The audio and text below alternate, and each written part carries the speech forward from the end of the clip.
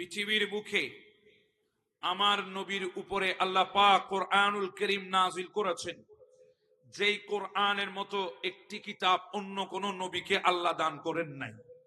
একমাত্র আমার নবীকে আল্লাহ কোরআন দান করেছেন, এবং আমরা সেই উম্মত যারা কোরআন পেয়েছি, পৃথিবীর বুকে আর কোন নবীর উম্মত শ্রেষ্ঠ কিতাব কোরআন পায় নাই। কথা কোন ঠিক না বেঠে? আজকের এই কোরআন নিয়ে আমরা কথা বলছি বাংলাদেশের জমিনে, অথচ এই কোরআনকে আল্লাহ সংরক্ষণ করেছেন লোহে মাহফুজে। কথা কোন ঠিক কিনা? আল্লাহ এই কোরআনকে লোহে মাহফুজের মধ্যে সংরক্ষণ করেছেন। বিশ্বের জমিনে আল্লাহ পাক অসংখ্য কিতাব নাজিল করেছেন আম্বিয়া কিরামের উপরে, কিন্তু কোন কিতাবকে আল্লাহ সংরক্ষণ করে নাই। একমাত্র কোরআনকে আল্লাহ সংরক্ষণ করেছেন। প্রত্যেকটা কিতাবকে তখতের মধ্যে ফেরেশতারা রেখে আম্বিয়া কিরামের মধ্যে নাজিল করেছেন, আম্বিয়া কিরামের কাছে নাজিল করেছেন। কিন্তু এমন একটা কিতাব, যেই কিতাবের নাম হচ্ছে কোরআন, যেই কোরআনটা আল্লাহ ডাইরেক্ট আমার নবীর সিনায়ে পাকের মধ্যে নাজিল করেছেন, ওই কিতাবের নাম হচ্ছে কোরআনুল কারীম। কথা কোন ঠিক না বেঠে? বিশ্বের বুকে, আল্লাহর সৃষ্টির বুকে কোরআনের মতো শ্রেষ্ঠ কোন কিতাব, জি বলেন, শ্রেষ্ঠ কোন কিতাব? আজকে যুব সমাজ ঝুঁকে আছে বিভিন্ন রাইটারের লেখা কিতাবের দিকে। কথা কোন ঠিক না বেঠে? বিভিন্ন বড় বড় লেখকের লেখা কিতাবের দিকে আজকে যুবকরা ঝুঁকে পড়েছে। কেউ হুমায়ুন আহমেদের মিসির আলী নিয়ে ঝুঁকে আছে, কেউ রবীন্দ্রনাথ ঠাকুরের উপন্যাস নিয়ে ঝুঁকে আছে, কেউ এক একজন লেখকের এক একটা লেখন নিয়ে আজকে মশগুল হয়ে গেছে। কিন্তু বাবারা বলে যেতে চায়, পৃথিবীর বুকে যত রাইটাররা কিতাব লিখুক না কেন, প্রত্যেক কিতাবের মধ্যে কিছু না কিছু গলত আছে, কিছু না কিছু সমস্যা আছে। এই জন্য বছর দুয়েক গড়ানোর পরে এটাকে নতুন ছাপিয়ে নিচে লিখে দেওয়া হয় সংশোধনীয় কপি। তার মানে কি, আগেরটার মধ্যে কিছু না কিছু ভুল ছিল, এবার সেটাকে সংশোধন করে নিয়েছি। কিন্তু পৃথিবীর বুকে এমন একটা কিতাব আছে, যেই কিতাব ভবিষ্যতে সংশোধন হওয়ার কোনো সুযোগ নাই, যেই কিতাবের মধ্যে কোনো ভুল নাই, যেই কিতাবের মধ্যে কোনো সংশোধন নাই, যেই কিতাবের মধ্যে কোনো সন্দেহ নাই, সেই কিতাবের ব্যাপারে বলা হচ্ছে যালিকাল কিতাবু লা রাইবা ফি। ওই কিতাবটা হলো কোরআন, এসেছে হুদাল লিন্নাস, মানুষের হেদায়েত হয়ে। কথা কোন ঠিক না বেঠে? কোরআন ছাড়া হেদায়েতের পথ অন্ধকার। কথা বলেন ঠিক না? কোরআন ছাড়া হেদায়েতের পথ অন্ধকার। কিন্তু বড় আজীব বিষয় হলো, সেখানে আজকে আমরা কোরআন পড়ছি, অনেকে বলে কোরআনে নবীর শান নাই। এই ধরনের কিছু ফাক্কা বেকুব আছে না নাই? কথা বলেন আছে না নাই? অনেকে বলে কোরআনে নবীর শান নাই। আমি বললাম, বন্ধু, তুই বঙ্গোপসাগরের এক কোণে গিয়ে জাল মেরেছিস, জাল মারার পরে মাছ পাস নাই। তুই যদি এখন এসে বলিস বঙ্গোপসাগরে মাছ নাই, তাহলে কি বুঝবেন? সাগরে আছে, বেকুবের নসিবে নাই। কথা কোন ঠিক না বেঠে? কেউ কোরআনের মধ্যে কোরআন শিক্ষা গ্রহণ করে যদি বলে কোরআনের মধ্যে আমার নবীর শান নাই, তাহলে বুঝবেন কোরআনে আছে, তার মতো বেকুবের নসিবের মধ্যে নাই। কথা কোন ঠিক না বেঠে?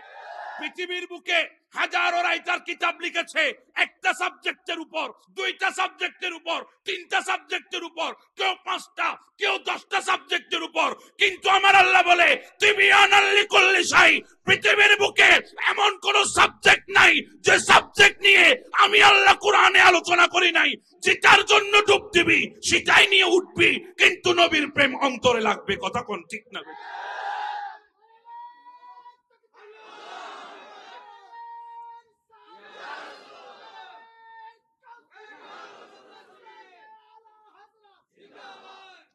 এই কোরআনের পাওয়ার এত বেশি। আমরা তো আজকে কোরআন মনে করছি একটা সাদা পৃষ্ঠার মধ্যে কালো কালি দিয়ে লেখা একটা ছোট্ট বই, এজন্য এটার মর্ম আমরা বুঝছি না। এজন্য আজকে এই কোরআনকে আমরা এমন জায়গায় রেখেছি, আমার আলমারির ভেতরে 30-35 হাজার টাকা দিয়ে কিনা আলমারি, ওই আলমারির ভেতরে আমার জামা কাপড়ের স্থান আছে, কিন্তু আল্লাহর কালামের স্থান হয় নাই। আল্লাহর কালামকে রেখেছি আমরা আলমারির উপরে, যেখানে টিকটিকিও যায়, যেখানের মধ্যে তেলাপোকাও যায়, যেখানে ইঁদুরও যায়, মাঝে মাঝে প্রস্রাবও করে, পায়খানাও করে, ওখানে আমরা কোরআন রেখেছি। আর কোরআনকে বেইজ্জত করে আমরা মুসলমান বসে আছি আজকে বাংলাদেশের জমিনে ইজ্জত পাওয়ার জন্য। কোরআনকে বেইজ্জত করে ইজ্জতের আশা করা যাবে?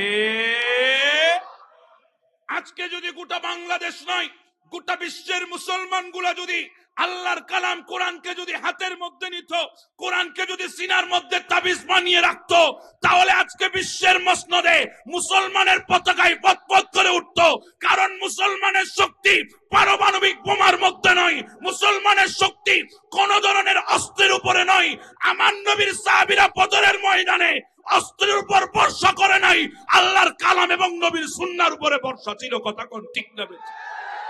আল্লাহর কালাম এবং নবীর সুন্নাহ ছাড়া বিকল্প কোন পথ, জি বলেন, কোন পথ নাই। এই কোরআনটা একটা পাওয়ারফুল কিতাব। আল্লাহ বলছেন, ইন্না আরাদনাল আমানাতা আলাস সামাওয়াতি ওয়াল আরদ ওয়াল জিবাল। আমি কোরআনকে আমানত রাখতে চেয়েছি আসমানে, চেয়েছিলাম জমিনে, চেয়েছিলাম পাহাড়ের উপর, কিন্তু কেউ কোরআনকে গ্রহণ করে নাই ধ্বংস হয়ে যাওয়ার ভয়ে। কথা কোন ঠিক না বেঠে? কোরআনের ওজন নিতে পারবে না বলে কোরআনকে গ্রহণ করে নাই। আল্লাহ বলেন, লাউ আনজালনা হাযাল কিতাব لو أنزلنا هذا القرآن على جبل لرأيته خاشعا متصدعا من خشية الله। আল্লাহ বলে, আমি পাহাড়কে দিতে চেয়েছি, কিন্তু পাহাড় রাজা রাজা হয়ে যাওয়ার ভয়ে কোরআনকে গ্রহণ করে নাই। এত পাওয়ারফুল কিতাব একজনই গ্রহণ করতে পারবে যার কাছে সেই ক্ষমতার পাওয়ার আছে। সেই ক্ষমতার পাওয়ার আল্লাহর সৃষ্টির মধ্যে একমাত্র আমার নবী ছাড়া দ্বিতীয় আর কেউ নাই। কথা কোন ঠিক না? আমাকে মাহফিল পরিচালনা কমিটির পক্ষ থেকে একটা বিষয়বস্তু নির্ধারণ করে দেওয়া হয়েছে। সেই বিষয়বস্তুর নাম হচ্ছে সূরা ইখলাস শরীফের তাফসীর। সূরা ইখলাস শরীফ, এটা আমরা সব সময় নামাজের নিয়ত ধরেই পড়ি। কথা কোন ঠিক না বেঠে? ওই ঠিক বলে, নামাজের নিয়ত ধরে কি আপনারা সূরা ইখলাস পড়েন? জি বলেন, সূরা ইখলাস পড়েন না? কি পড়েন? সূরা ফাতিহা। কিন্তু সূরা ইখলাস পড়ি কি পড়ি না? আওয়াজে বলি, পড়ি কি পড়ি না? আমি মাঝে মধ্যে একটু এদিকে দিক বলবো, আপনারা ঠিক আছেন এটা সাহেবের লাগে নাকি আমাকে এখানে রাখি আপনারা কক্সবাজার সমুদ্র সৈকতে হাঁটতেছেন আল্লাহ না জানে। তা আপনাদের মন্থন ঠিক করার দরকার আছে না নাই? আওয়াজে বলি, আছে না নাই? সূরা ইখলাস শরীফ, এটা কোরআনুল কারীমের মধ্যে আছে না নাই? আছে। সূরা ইখলাস, ইখলাস শব্দের অর্থ হচ্ছে নির্ভেজাল, একনিষ্ঠ। কথা বলেন ঠিক না? সূরা ইখলাস শব্দের অর্থ কি? নির্ভেজাল, একনিষ্ঠ। কথা কোন ঠিক না বেঠিক? তাফসীরে জালালাইন শরীফে ইমাম সুয়ুতী আলাইহি রাহমা সূরা ইখলাসের 20টি নাম উল্লেখ করেছেন। কয়টি নাম? 20টি নাম। মুফাসসিরিন ইকরাম এক একটি সূরার অনেকগুলা নাম নির্ণয় করেছেন। যেমন সূরা ফাতিহার 30টি নাম উল্লেখ করা হয়েছে। তাফসীরে কুরতুবীর মধ্যে 8টি নামের জিকির হয়েছে সূরা ফাতিহা। এখানে তাফসীরে জালালাইন শরীফের মধ্যে আল্লামা জালালউদ্দিন সুয়ুতী আলাইহি রাহমা তিনি সূরা ফাতিহার 20টি নাম উল্লেখ করেছেন। কয়টি নাম? এই 20টি নামের মধ্যে একটি নাম, এই সূরা ফাতিহার একটি নাম হলো সূরাতুত তাওহীদ। সুবহানাল্লাহ বলবেন না? সূরাতুত তাওহীদ। কারণ এই সূরার ভেতরে আল্লাহ পাক রব্বুল আলামিন নিজের তাওহীদের বর্ণনা করেছেন। আরো জোরে বলেন না সুবহানাল্লাহ। আপনাদের অসুবিধা হচ্ছে? আমার দিকে একটু মনোযোগ রাখবেন, কারণ আমি কথা বলছি কোরআনের থেকে। আমি তাফসীর করার মতো যোগ্যতা আমার নাই, তাফসীর করার মতো কোনো যোগ্যতা কোয়ালিটি আমার ভেতরে নাই। আমি একজন ছোট্ট মানুষ, তাফসীর কি জিনিস আমি জানিও না, এমন এক ছোট মানুষ। এরপর আমাকে বসিয়ে দেওয়া হয়েছে আপনাদের মোহাব্বতে, আমি বসেছি। তবে আমি তাফসীর করছি না। প্রখ্যাত মুফাসসিরগণ সূরা ইখলাস সম্পর্কে যা বলেছেন আমি এগুলো আপনাদেরকে বলছি। কথা বুঝতেছেন? আমরা এখানে তাফসীর পেশ করছি না। মুফাসসির ইকরাম যে তাফসীরগুলো করে গেছেন আমরা সেগুলাই বর্ণনা করছি। তাফসীর পেশ করার মতো তাফসীর করার মতো যোগ্যতা আমার ভেতরে নাই। কারণ তাফসীর পেশ করার জন্য যদি প্রয়োজন হয় তাহলে এই মঞ্চে আসতে হবে আল্লামা গাজী শেরেবাংলাকে। কথা কোন ঠিক না বেঠে? যদি তাফসীরই করতে হয় তাহলে এই মঞ্চে বসবে আল্লামা শেরে মিল্লাত মুফতি উবাইদুল হক নঈমি। কথা কোন ঠিক না বেঠে? তাফসীর যদি করতেই হয় এই মঞ্চের মধ্যে আসবে খতিবে মঙ্গল আল্লামা জালালউদ্দিন আল কাদেরী। কথা কোন ঠিক না বেঠে? আমরা তাফসীর করছি না, আমাদের উস্তাদরা আমাদেরকে যা শোনাইয়েছেন পড়াইয়েছেন আমরা সেগুলো আপনাদের সামনে একটু রিয়াকশন করছি, একটু রিপ্লাই করছি, আপনাদেরকে শোনাচ্ছি, শোনাতে চাচ্ছি। অন্তত পক্ষে নিজে তাফসীর করতে না জানলেও মুফাসসির ইকরাম যা বলে গেছেন করে গেছেন সেগুলো তো অন্তত পক্ষে যেগুলোর উপরে ইলম হাসিল করেছি সেগুলো তো আপনাদের সামনে বলতে পারবো। কথা কোন ঠিক না বেটি? সেটাই করছি। আমাদের অনেক ভাইরা তো ফেসবুকে লেখে কই কিসের ইলম, কিসের তাফসীর করবে, তাফসীরটা কিসের সিগা কি অর্থ, এগুলো জিজ্ঞাসা করলে অনেকে পারবে না। আমি ভাইদেরকে বলবো এখানে কেউ তাফসীর করার জন্য আসে নাই। এখানে মুফাসসির ইকরাম যে তাফসীরগুলো করে গেছেন আমরা এগুলাই আপনাদের সামনে বর্ণনা করছি। এখানে আদৌ কেউ তাফসীর করার জন্য আসে নাই। কথা কোন ঠিক না বেঠিক? আমি কি ভুল বলছি না কথাগুলো? সূরা ইখলাস শরীফ কয়টি নাম আছে? কোথায় আছে?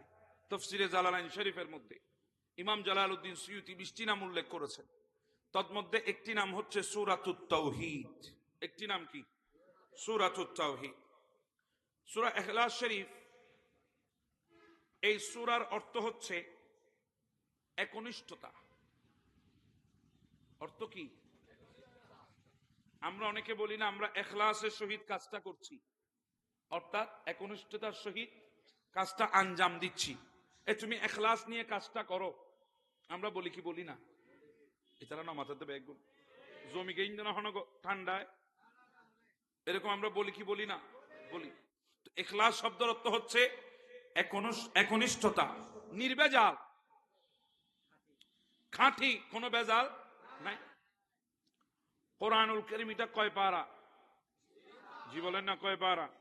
30 পারা কোরআন। আপনারা জানেন তো এই সূরাটি হচ্ছে 30 পারায়। কয় পারায়? 30 পারায়। কোরআনুল কারীমে কয়টি সূরা আছে? 114টি সূরা। এই 114টি সূরার মধ্যে সূরা ইখলাসের সংখ্যা হচ্ছে 112টি, 12 নাম্বার। 112 নাম্বার সূরা। আচ্ছা আমাকে একটা প্রশ্নের উত্তর দেন, কোরআনুল কারীম নাজিল হওয়ার সময় কি আগে সূরা ফাতিহা নাজিল হয়েছে? জি বলেন, আগে সূরা ফাতিহা নাজিল হয়েছে? এরপরে কি সূরা বাকারা নাজিল হয়েছে? এরপরে কি সূরা আলে ইমরান নাজিল হয়েছে? এরপরে কি সূরা নিসা নাজিল হয়েছে? না। তো এই যে একটা সিস্টেম, একটা তরতিব আমরা দেখছি, এই যে একটা সিরিয়াল আমরা দেখতে পাচ্ছি, এটা কোত্থেকে আসলো? কে দিয়েছে? আগে তো কোরআনুল কারীমের প্রথম শব্দ ইকরা, এরপরে সূরা আলাকের 5টি আয়াত, কিন্তু ওগুলা তো আগে আনা হয় নাই। সূরা ফাতিহা আগে, এরপরে সূরা বাকারা, এরপরে সূরা আলে ইমরান। এই তরতিবটা আমাদেরকে কে দিয়েছে? আজকে অনেকে কোরআন হাতে নিয়ে বলে কোরআনের মধ্যে নবীর কোনো খবরদারি নাই, কোরআনের মধ্যে নবীর কোনো শান নাই, নবীর কোনো ইজ্জত নাই। আমি বলছি শোনো, এই যে আজকে তুমি হাতে যে কোরআনটা পড়ছো, এই কোরআনের সূরাগুলো যে সিরিয়াল মেইনটেইন দেখছো, কোরআনে যে সূরাগুলোর তরতিব ঠিক করেছে, এগুলাই তো ঠিক করে দিয়েছে আমার নবী মুস্তাফা। কতক্ষণ ঠিক না বেঁচে? আমার নবী যেভাবে কোরআনকে সেটিং করেছে সেভাবে আমরা কোরআন আল্লাহর পাক পাক রব্বুল আলামিনের তরফ থেকে আমরা কোরআনুল কারীম পেয়েছি। কথা বলেন ঠিক না? এখন প্রশ্ন সেখানে, এই কোরআন তো লোহে মাহফুজে আছে, আছে না নাই? ইয়া রাসূলুল্লাহ, আপনি যে কোরআনের তরতিব আমাদেরকে দিয়েছেন, এই তরতিব কি লোহে মাহফুজের সাথে মিল আসেনি? এটা কি লোহে মাহফুজের সাথে মিল আসেনি? আমার নবী বলে মদিনার জমিনে বসে আমি আল্লাহর লোহে মাহফুজ দেখে যেভাবে যেভাবে লোহে মাহফুজের মধ্যে আল্লাহ সংরক্ষণ করে রেখেছেন, সেভাবে সেভাবে আমি দুনিয়ার মদিনা শরীফের জমিনে বসে আমি কোরআনের তরতিব ঠিক করে তোমাদেরকে দিয়েছি। কথা বুঝতেছেন? আচ্ছা, এই জমিন থেকে লোহে মাহফুজ কতদূর দূর হবে? হ্যাঁ, এই জমিন থেকে আসমান পর্যন্ত 500 বছরের রাস্তা। কয় বছর? 500 বছর। হাঁটি হাঁটি গেলে, জি বলেন না, হাঁটি হাঁটি গেলে একটা দূরত্বের আপনি বুঝবেন। অনেক সময় যদি আপনি হেঁটে যান তাহলে এক দূরত্ব, আবার গাড়িয়ে গেলে এক সময়, আবার আর একটু হাই স্পিডে গেলে আরেক সময়। এরকম হয় কি হয় না? এখান থেকে যেমন মনে করেন ভিজিটার্স, যদি আপনি হেঁটে যান তাহলে লাগবে আপনার 5 মিনিট। কথা বলেন ঠিক না? যদি আপনি রিক্সায় যান লাগবে 4 মিনিট, আপনি সিএনজি গেলে লাগবে 3 মিনিট, আপনি কারে গেলে লাগবে 2 মিনিট, আরেকটু দ্রুত যানবাহনে গেলে লাগবে 1 মিনিট। কথা বলেন ঠিক না? তো দূরত্ব নির্ভর করছে আপনার বাহনের উপর। কিসের উপর? বাহনের উপর। এখন প্রশ্ন হবে, জমিন থেকে আসমান 500 বছরের রাস্তা, এটা কোন বাহনে গেলে, কোন স্পিডে গেলে 500 বছরের রাস্তা? আমার নয় বলে আলোর গতিতে। কিসের গতিতে? আলোর গতিতে যদি যান, আলোর গতি মানি পার সেকেন্ড 1,86,000 মাইল বেগে। 1,86,000 মাইল বেগে যদি উপরের দিকে উঠেন তাহলে আপনার থেকে লাগবে 500 বছর। কয়শো বছর? কিসের গতিতে? পার সেকেন্ডে কয় মাইল? 1,86,000 মাইল বেগে আপনাকে উপরে উঠতে হবে। তাহলে আপনার সময় লাগবে কয়শো বছর? 500 বছর। এটা কি কাছে? এটা কি সম্ভব? পার সেকেন্ডে 1,86,000 মাইল বেগে যেতে পারবেন? তো আমার নবী মদিনায় বসছেন, প্রথম, দ্বিতীয়, তৃতীয়, চতুর্থ, পঞ্চম, ষষ্ঠ, এইভাবে ব্যাট করতে করতে আমার নবী লোহ মাহফুজ দেখে ওখান থেকে কোরআনের নির্ণয় করে দিয়েছেন। কোরআনের সেটিং আমাদেরকে দিয়েছে। এখন প্রশ্ন হলো, আমার নবী মদিনায় বসে কি আমাদের বাংলাদেশ দেখে না? কথা বলেন, বাংলাদেশ দেখে না? আরে আমাদের বাংলাদেশ থেকে মদিনা মাত্র 6,000 কিলোমিটার। যদি বিমানে যান 6 ঘন্টা লাগে। তো 6,000 কিলোমিটার দূরে আমার নবী বসে যদি বাংলাদেশ না দেখে, তাহলে মদিনায় বসে কিভাবে লোহে মাহফুজ দেখেছে? তুমি যখন মেনেছো মদিনায় বসে লোহে মাহফুজ দেখেছে, তাহলে তোমাকে মানতে হবে নবী মদিনায় বসে বাংলাও দেখে। কথা কোন ঠিক না বেশি?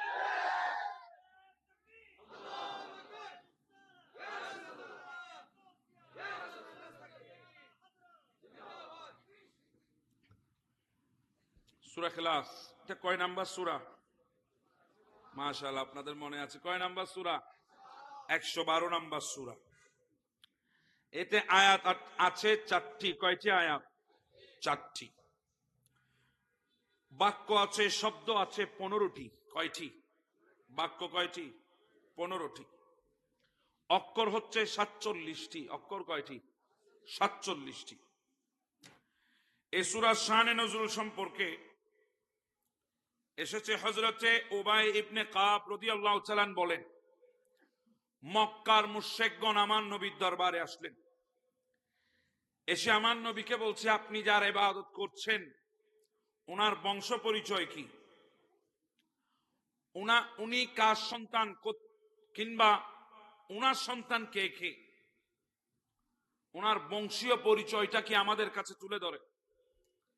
তখনই আল্লাহ পাক সূরা ইখলাস শরীফ নাজিল করেন। আরো জোরে বলেন না সুবহানাল্লাহ। ওই বলছিলাম সূরা ইখলাসের এক নাম সূরাতুত তাওহীদ। আল্লাহ নিজের পরিচয় এই সূরার মধ্যে তুলে ধরেছেন। সুবহানাল্লাহ বলবেন না? হযরত ইবনে আব্বাস রাদিয়াল্লাহু তাআলা বলছেন, একদল ইহুদি যখন এসে নবীকে প্রশ্ন করেছেন, আল্লাহর পরিচয় জানতে চেয়েছেন, আপনি যার ইবাদত করেন তার পরিচয় আমাদেরকে শোনান, এই কথা যখন বলেছিল আমার নবীর দরবারে, তখন আল্লাহ পাক রব্বুল আলামিন এই সূরা নাজিল করেছেন। জোরে বলেন না সুবহানাল্লাহ। এখন এই সূরা কোথায় নাজিল হয়েছে? কি মক্কায় না মদিনায়? অনেকের মতে এটা হচ্ছে মক্কি সূরা। কি সূরা? এখানে একটা জিনিস খেয়াল করবেন। আচ্ছা, মক্কি সূরা কাকে বলে, মদিনা সূরা, মাদানী সূরা কাকে বলে? জি জি জি, মাশাআল্লাহ। যেগুলো মক্কায় নাজিল হয়েছে সেগুলো মক্কি, যেগুলো মদিনায় নাজিল হয়েছে সেগুলো মদনী। এটাই তো আপনারা বলতে চাচ্ছেন, কিন্তু না, এটা শুদ্ধ না। আমার নবীর হিজরতের আগে, আমার নবীর হিজরতের আগে যা নাজিল হয়েছে, যেখানেই নাজিল হয়েছে, এটা মক্কি। এটা কি? আমার নবীর হিজরতের পরে যা নাজিল হয়েছে, যেখানেই নাজিল হয়েছে, এটা কি? মাদানী। কথা বুঝতেছেন? যেটা মক্কায় নাজিল হয়েছে মক্কি এমন না, যেটা মদিনায় নাজিল হয়েছে মদনী এমন না। আমার নবীর হিজরতের আগে যা নাজিল হয়েছে, যেখানেই নাজিল হয়েছে, এটা মক্কি। আমার নবীর হিজরতের পরে যা নাজিল হয়েছে, যেখানেই নাজিল হয়েছে, এটাই মদনী। সুবহানাল্লাহ বল। অন্তত কিটা মনে থাকবে তো? মনে থাকবে তো? একটু একটু মনে রাখার চেষ্টা করবেন। তো বলছিলাম, অনেকের মতে এটা মক্কি সূরা, আবার অনেকের মতে এটা মদনী সূরা। হযরতে ইবনে আব্বাস রাদিয়াল্লাহু তাআলা বলেন, কুরাইশগণ যখন নবীকে প্রশ্ন করেছিল, আপনার রবের পরিচয় দেন, তখন আল্লাহ এই সূরা নাজিল করেছেন। তখন আমার নবী ছিল মক্কায়। কোথায়? হিজরতের পূর্বে। এজন্য এটা মক্কি সূরা। কিন্তু হযরত ইবনে আব্বাস বলেন না, এটা ইহুদিরা যখন মদিনায় নবীকে প্রশ্ন করেছিল হিজরতের পরে, তখন আল্লাহ এই সূরা নাজিল করেছেন। এই জন্য আল্লামা ইমাম সুয়ুতি আলাইহি রাহমা বলছেন, এই সূরা মক্কি, মক্কায় নাজিল হয়েছে। কিন্তু একই প্রশ্ন যখন আমার নবীকে দ্বিতীয়বার মদিনার বুকে ইহুদিরা প্রশ্ন করেছিল, তখন আমার নবী এই সূরাকে পুনরায় তাদেরকে শোনাইয়ে দিয়েছেন। মূলত এটা কি সূরা? মক্কি সূরা। কি সূরা? মক্কি সূরা। এই সূরার ফজিলত এত বেশি, এত বেশি ফজিলত এই সূরার। আমার নবী একদিন সাহাবী ইকরামদেরকে জিজ্ঞাসা করছেন, হে আমার সাহাবীরা, তোমরা কি এক রাতে কোরআনুল কারীম এর 1/3 তোমরা খতম দিতে পারবে? অর্থাৎ কোরআনুল কারীম কি এক রাতে তোমরা শেষ করতে পারবে, খতম করতে পারবে? তখন আমার নবী সাহাবীরা বলেছিলেন, ইয়া রাসূলুল্লাহ, এটা তো অসম্ভব, প্রায় এক রাতে কোরআনুল কারীমের খতম আদায় করার সম্ভব নয়। এই হাদিস কানা পর্দার অন্তরালে ওয়াজ ও নসিহত শ্রবণের উদ্দেশ্যে অবস্থানরত মা বোনেরা, কচি কাঁচা কলিজা টুকরা সোনামণিরা, ইন্তেজামিয়া কমিটির সকল সদস্য ভাইয়েরা, বাবারা, আসসালামু আলাইকুম ওয়া রাহমাতুল্লাহি তাআলা ওয়া বারাকাতুহু। সর্বপ্রথম শুকরিয়া জ্ঞাপন করছি মহান রব্বুল আলামিনের দরবারে, যিনি আমাদেরকে দয়া আর মেহেরবানি করে পৃথিবীর বুকে বিনা ফরিয়াদে রহমত আর দয়ার মোহতাজ বানিয়ে আখিরি নবীর উম্মত বানিয়ে যিনি আমাদেরকে প্রেরণ করেছেন। আমাদের মতো গুনহেগারের পথকে জান্নাতের দিকে পরিচালিত করার লক্ষ্যে যিনি কোরআনুল কারীমের মতো শ্রেষ্ঠ গাইড বুক দয়া করে মেহেরবানি করে রাসূল পাকের ওসিলায় আমাদেরকে দান করেছেন, যিনি আমাদের মতো গুনহেগারকে কুনতুম খায়রা উম্মাতিন বলে আমাদের দাম ও শান ও শওকত বাড়িয়ে দিয়েছেন। আমাদের মাথার উপর সুবিশাল আসমানকে বিনা কুটিতে রহমত স্বরূপ যিনি রেখে দিয়েছেন, পায়ের নিচে জমিনকে যিনি কম্পনবিহীন স্থির করেছেন, সেই মালিক আরজুস সামা, মালিকে কুল কায়না রব্বে জলিলের দরবারে শুকরিয়া খান। সবাই উচ্চ স্বরে মুহাব্বতে একই আওয়াজে শরীরের জমাট বাঁধা শক্তিগুলাকে এক জায়গায় করে কালিমাত শুকর উচ্চারণ করে সবাই বলি আলহামদুলিল্লাহ। আপনারা সবাই কেমন আছেন? যারা ভালো আছেন তারা বলবেন, ভালো না থাকলে বলার সুযোগ নাই। কেমন আছেন? আমাদেরকে ভালো রেখেছেন কে? সুস্থ রেখেছেন কে? সবল করেছেন কে? হায়াতের মালিক কে? রিজিকের মালিক কে? সেই মালিকের শুকর দরকার আছে না নাই? আওয়াজে বলি আলহামদুলিল্লাহ। আমার বাবারা, আজকে এমন একটি মাহফিলের মধ্যে আমাদের আগমন, যেই মাহফিল আসলে আর বসলে আমাদের জীবন পরিচালিত করার জন্য দিক আর নির্দেশনা পাওয়া যায়। কথা কোন ঠিক না বেছে? এই মাহফিল হচ্ছে কোরআনের মাহফিল। কথা বলেন ঠিক কিনা? পৃথিবীর বুকে আমার নবীর উপরে আল্লাহ পাক কোরআনুল কারীম নাজিল করেছেন, যেই কোরআনের মতো একটি কিতাব অন্য কোন নবীকে আল্লাহ দান করেন নাই। একমাত্র আমার নবীকে আল্লাহ কোরআন দান করেছেন, এবং আমরা সেই উম্মত যারা কোরআন পেয়েছি। পৃথিবীর বুকে আর কোন নবীর উম্মত শ্রেষ্ঠ কিতাব কোরআন পায় নাই। কথা কোন ঠিক না বেঠিক? আজকের এই কোরআন নিয়ে আমরা কথা বলছি বাংলাদেশের জমিনে, অথচ এই কোরআনকে আল্লাহ সংরক্ষণ করেছেন লৌহে মাহফুজে। কথা কোন ঠিক কিনা? আল্লাহ এই কোরআনকে লৌহ মাহফুজের মধ্যে সংরক্ষণ করেছেন। বিশ্বের জমিনে আল্লাহ পাক অসংখ্য কিতাব নাজিল করেছেন আম্বিয়া কিরামের উপরে, কিন্তু কোন কিতাবকে আল্লাহ সংরক্ষণ করে নাই। একমাত্র কোরআনকে আল্লাহ সংরক্ষণ করেছেন। প্রত্যেকটা কিতাবকে তখতের মধ্যে ফেরেশতারা রেখে আম্বিয়া কিরামের মধ্যে নাজিল করেছেন, আম্বিয়া কিরামের কাছে নাজিল করেছেন। কিন্তু এমন একটা কিতাব, যেই কিতাবের নাম হচ্ছে কোরআন, যেই কোরআনটা আল্লাহ ডাইরেক্ট আমার নবীর সিনায়ে পাকের মধ্যে নাজিল করেছেন, ওই কিতাবের নাম হচ্ছে কোরআনুল কারীম। কথা কোন ঠিক না বেঠিক? বিশ্বের বুকে, আল্লাহর সৃষ্টির বুকে কোরআনের মতো শ্রেষ্ঠ কোন কিতাব, জি বলেন, শ্রেষ্ঠ কোন কিতাব? আজকে যুব সমাজ ঝুঁকে আছে বিভিন্ন রাইটারের লেখা কিতাবের দিকে। কথা কোন ঠিক না বেঠিক? বিভিন্ন বড় বড় লেখকের লেখা কিতাবের দিকে আজকে যুবকরা ঝুঁকে পড়েছে। কেউ হুমায়ুন আহমেদের মিসির আলী নিয়ে ঝুঁকে আছে, কেউ রবীন্দ্রনাথ ঠাকুরের উপন্যাস নিয়ে ঝুঁকে আছে, কেউ এক একজন লেখকের এক একটা লেখন নিয়ে আজকে মশগুল হয়ে গেছে। কিন্তু বাবারা বলে যেতে চায়, পৃথিবীর বুকে যত রাইটাররা কিতাব লিখুক না কেন, প্রত্যেক কিতাবের মধ্যে কিছু না কিছু গলত আছে, কিছু না কিছু সমস্যা আছে। এই জন্য বছর দুয়েক গড়ানোর পরে এটাকে নতুন ছাপিয়ে নিচে লিখে দেওয়া হয় সংশোধনীয় কপি। তার মানে কি, আগেরটার মধ্যে কিছু না কিছু ভুল ছিল, এবার সেটাকে সংশোধন করে নিয়েছি। কিন্তু পৃথিবীর বুকে এমন একটা কিতাব আছে, যেই কিতাব ভবিষ্যতে সংশোধন হওয়ার কোনো সুযোগ নাই, যেই কিতাবের মধ্যে কোনো ভুল নাই, যেই কিতাবের মধ্যে কোনো সংশোধন নাই, যেই কিতাবের মধ্যে কোনো সন্দেহ নাই, সেই কিতাবের ব্যাপারে বলা হচ্ছে যালিকাল কিতাবু লা রাইবা ফি। ওই কিতাবটা হলো কোরআন, এসেছে হুদাল লিন-নাস, মানুষের হেদায়েত হয়ে। কথা কোন ঠিক না বেঠিক? কোরআন ছাড়া হেদায়েতের পথ অন্ধকার। কথা বলেন ঠিক না? কোরআন ছাড়া হেদায়েতের পথ অন্ধকার। কিন্তু বড় আজীব বিষয় হলো, সেখানে আজকে আমরা কোরআন পড়ছি, অনেকে বলে কোরআনে নবীর শান নাই। এই ধরনের কিছু ফাক্কা বেকুব আছে না নাই? কথা বলেন আছে না নাই? অনেকে বলে কোরআনে নবীর শান নাই। আমি বললাম, বন্ধু, তুই বঙ্গোপসাগরের এক কোণে গিয়ে জাল মেরেছিস, জাল মারার পরে মাছ পাস নাই। তুই যদি এখন এসে বলিস বঙ্গোপসাগরে মাছ নাই, তাহলে কি বুঝবেন সাগরে আছে, বেকুবের নসিবে নাই।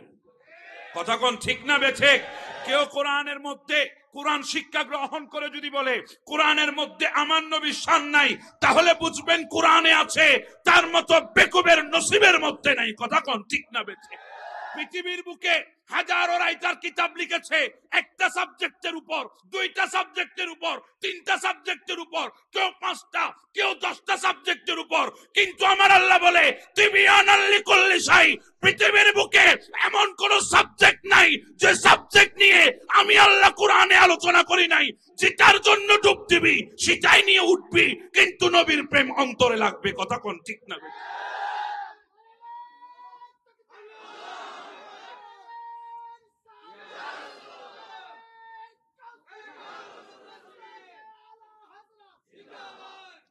এই কোরআনের পাওয়ার এত বেশি। আমরা তো আজকে কোরআন মনে করছি একটা সাদা পৃষ্ঠার মধ্যে কালো কালি দিয়ে লেখা একটা ছোট্ট বই, এজন্য এটার মর্ম আমরা বুঝছি না। এজন্য আজকে এই কোরআনকে আমরা এমন জায়গায় রেখেছি, আমার আলমারির ভেতরে 30-35 হাজার টাকা দিয়ে কিনা আলমারি, ওই আলমারির ভেতরে আমার জামা কাপড়ের স্থান আছে, কিন্তু আল্লাহর কালামের স্থান হয় নাই। আল্লাহর কালামকে রেখেছি আমরা আলমারির উপরে, যেখানে টিকটিকিও যায়, যেখানের মধ্যে তেলাপোকাও যায়, যেখানে ইঁদুরও যায়, মাঝে মাঝে প্রস্রাবও করে, পায়খানাও করে, ওখানে আমরা কোরআন রেখেছি। আর কোরআনকে বেইজ্জত করে আমরা মুসলমান বসে আছি আজকে বাংলাদেশের জমিনে ইজ্জত পাওয়ার জন্য। কোরআনকে বেইজ্জত করে ইজ্জতের আশা করা যাবে?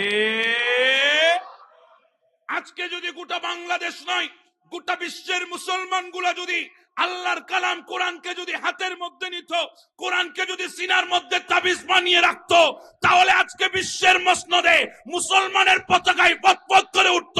কারণ মুসলমানের শক্তি পারমাণবিক বোমার মধ্যে নয়, মুসলমানের শক্তি কোন ধরনের অস্ত্রের উপরে নয়। আমার নবীর সাহাবীরা বদরের ময়দানে অস্ত্রের উপর বর্ষা করে নাই, আল্লাহর কালাম এবং নবীর সুন্নাহর উপরে বর্ষা ছিল। কথা কোন ঠিক না? আল্লাহর কালাম এবং নবীর সুন্নাহ ছাড়া বিকল্প কোন পথ, জি বলেন, কোন পথ নাই। এই কোরআনটা একটা পাওয়ারফুল কিতাব। আল্লাহ বলছেন, ইন্না আরাদনাল আমানাতা আলাস সামাওয়াতি ওয়াল আরদ ওয়াল জিবাল। আমি কোরআনকে আমানত রাখতে চেয়েছি আসমানে, চেয়েছিলাম জমিনে, চেয়েছিলাম পাহাড়ের উপর, কিন্তু কেউ কোরআনকে গ্রহণ করে নাই, ধ্বংস হয়ে যাওয়ার ভয়ে। কথা কোন ঠিক না বেঠে? কোরআনের ওজন নিতে পারবে না বলে কোরআনকে গ্রহণ করে নাই। আল্লাহ বলেন, লাউ আনজালনা হাযাল কিতাব লাউ আনজালনা হাযাল কুরআন আলা জাবালিন লারাআইতাহু খাশিআন মুতাসাদ্দিআন মিন খাশিয়াতিল্লাহ। আল্লাহ বলে, আমি পাহাড়কে দিতে চেয়েছি, কিন্তু পাহাড় রাজা রাজা হয়ে যাওয়ার ভয়ে কোরআনকে গ্রহণ করে নাই। এত পাওয়ারফুল কিতাব একজনই গ্রহণ করতে পারবে যার কাছে সেই ক্ষমতার পাওয়ার আছে। সেই ক্ষমতার পাওয়ার আল্লাহর সৃষ্টির মধ্যে একমাত্র আমার নবী ছাড়া দ্বিতীয় আর কেউ নাই। কথা কোন ঠিক না?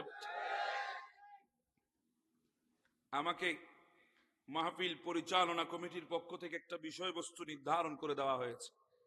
সেই বিষয়বস্তুর নাম হচ্ছে সূরা ইখলাস শরীফের তাফসীর। সূরা ইখলাস শরীফ, এটা আমরা সব সময় নামাজের নিয়ত ধরেই পড়ি। কথা কোন ঠিক না বেঠিক? ওই ঠিক বলে, নামাজের নিয়ত ধরে কি আপনারা সূরা ইখলাস পড়েন? জি বলেন, সূরা ইখলাস পড়েন না? কি পড়েন? সূরা ফাতিহা। কিন্তু সূরা ইখলাস পড়ি কি পড়ি না? আওয়াজে বলি, পড়ি কি পড়ি না? আমি মাঝে মধ্যে একটু এদিকে দিক বলবো, আপনারা ঠিক আছেন এটা সাহেবের লাগে নাকি আমাকে এখানে রাখি আপনারা কক্সবাজার সমুদ্র সৈকতে হাঁটতেছেন আল্লাহ না জানে। তা আপনাদের মন্থন ঠিক করার দরকার আছে না নাই? আওয়াজে বলি, আছে না নাই? সূরা ইখলাস শরীফ, এটা কোরআনুল কারীমের মধ্যে আছে না নাই? আছে। সূরা ইখলাস, ইখলাস শব্দের অর্থ হচ্ছে নির্ভেজাল, একনিষ্ঠ। কথা বলেন ঠিক না? সূরা ইখলাস শব্দের অর্থ কি? নির্ভেজাল, একনিষ্ঠ। কথা কোন ঠিক না বেঠিক? তাফসীরে জালালাইন শরীফে ইমাম সুয়ুতী আলাইহি রাহমা সূরা ইখলাসের 20টি নাম উল্লেখ করেছেন। কয়টি নাম? 20টি নাম। মুফাসসিরিন ইকরাম এক একটি সূরার অনেকগুলা নাম নির্ণয় করেছেন। যেমন সূরা ফাতিহার 30টি নাম উল্লেখ করা হয়েছে। তাফসীরে কুরতুবীর মধ্যে 8টি নামের জিকির হয়েছে সূরা ফাতিহা। এখানে তাফসীরে জালালাইন শরীফের মধ্যে আল্লামা জালালউদ্দিন সুয়ুতী আলাইহি রাহমা তিনি সূরা ফাতিহার 20টি নাম উল্লেখ করেছেন। কয়টি নাম? এই 20টি নামের মধ্যে একটি নাম, এই সূরা ফাতিহার একটি নাম হলো সূরাতুত তাওহীদ। সুবহানাল্লাহ বলবেন না? সূরাতুত তাওহীদ। কারণ এই সূরার ভেতরে আল্লাহ পাক রব্বুল আলামিন নিজের তাওহীদের বর্ণনা করেছেন। আরো জোরে বলেন না সুবহানাল্লাহ। আপনাদের অসুবিধা হচ্ছে?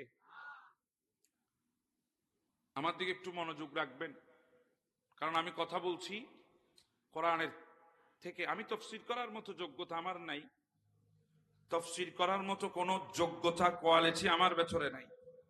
আমি একজন ছোট্ট মানুষ, তাফসীর কি জিনিস আমি জানিও না, এমন এক ছোট মানুষ। এরপর আমাকে বসিয়ে দেওয়া হয়েছে আপনাদের মুহাব্বতে, আমি বসেছি।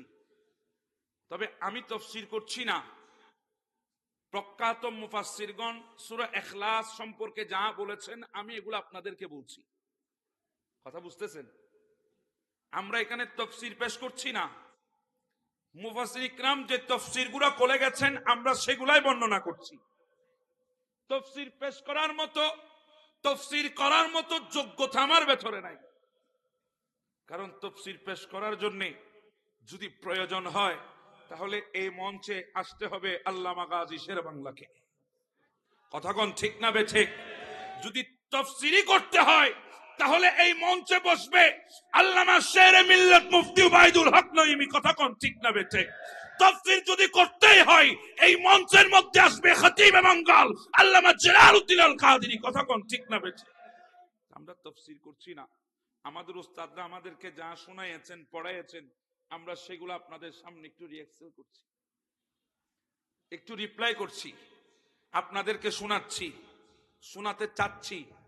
অন্তত পক্ষে নিজে তাফসীর করতে না জানলেও মুফাসসির ইকরাম যা বলে গেছেন করে গেছেন সেগুলো তো অন্তত পক্ষে যেগুলোর উপরে ইলম হাসিল করেছি সেগুলো তো আপনাদের সামনে বলতে পারবো।